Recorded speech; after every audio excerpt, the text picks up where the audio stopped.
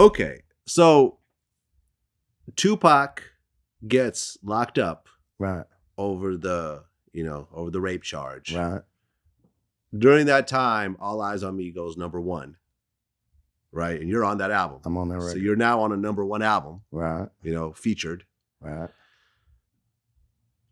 Suge bails him out. He joins Death Row. Right. As soon as he touches down, I remember I was talking to Daz about this. Like, first day out, straight to the studio. Starts to record All Eyes on Me instantly. Did like 7 records the first night, like crazy. Right. At what point did he reach out to you to get involved on that project?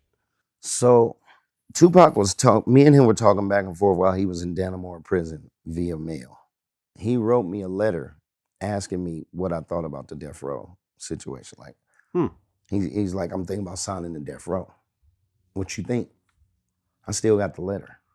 And I was like, when I wrote him back, I was like, I don't think you need to sign a Death Row. I mean, your record is killing you now. You huge. I said, plus they got a lot of stars over there already. Yeah. Like, you feel me? Yeah, kind of like kind of like the Dre is over there. Kind of like Dream Team mentality. Like, you already kind of got your thing going. Just go ahead and push your thing and see how far you can get. So I licked the envelope, sent it to him.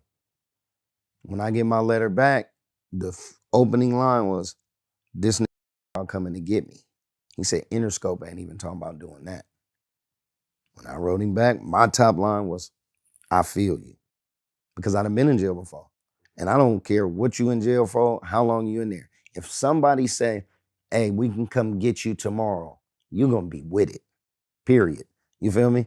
Now, I ain't saying with any circumstance behind that, but just anybody that's in custody and somebody called me like, "Hey, we coming to get you tomorrow." I mean, that's a good way to be feeling.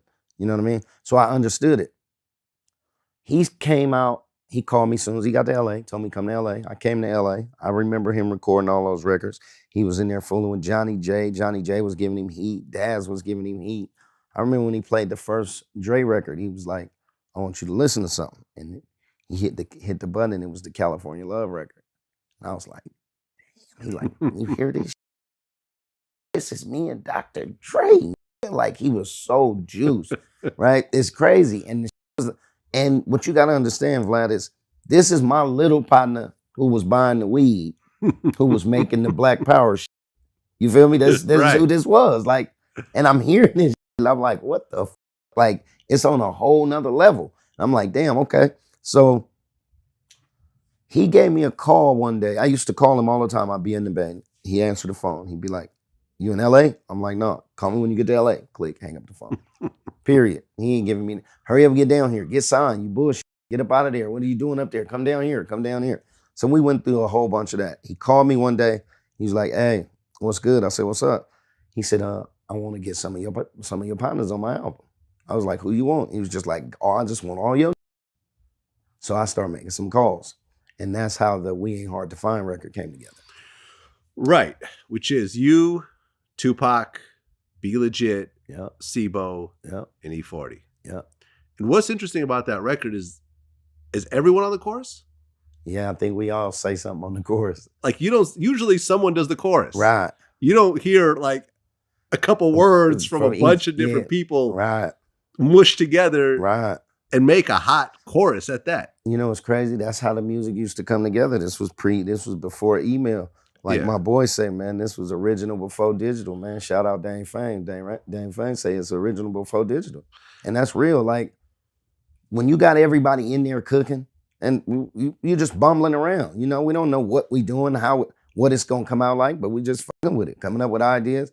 See, a lot of them studio sessions had people who wasn't even rappers, just sitting in there rolling weed, whether it be bitches, just some of the homies, and they all got input. And they all like, "Hey, y'all should say blah, blah." It's a lot of people that done wrote on hits that don't get no credit. Yeah. And that's how the sessions used to be. Yeah, it's organic, as opposed to like, "Oh, I'm going to send you this Pro Tools file." Yeah. Just, I got a 16 for you laid out. Exactly. Send that to me and my engineer, and you don't even know what it sounds like until it's out. Man, exactly. This is more of a collaboration. Yeah. This was reel to reels back then, right? Well, yeah, we was working on 2-inch. 2-inch and then ADAT. Then it went to ADATs. But The 2-inch was where it was at. I mean, it was warm. You didn't have no room for accidents. People used to have to remember the splicing. Yep. And get the razor back when you f something up. You go splice it together, tape it, reel it back. I mean, that was the shit. When you guys finished Ain't Hard to Find, do you think Right. you had something special on your hands? Well, you know what's crazy? I remember sitting next to D-Shot. He was writing his verse. And Pac was pressure cooking. D-Shot. D-Shot was on that record too. Yeah, I forgot D-Shot. Yeah, My bad. D-Shot was on that record too. I remember sitting next to Shot and he was writing his verse. I'm writing my verse. And Pac is pressure cooking because Pac could go in and lay his verse. And then when he come out, who ready? You got a verse, you ready? You ain't ready? All right, you get on the next one. So we just pressure cooking. When we listened to it, we sat back.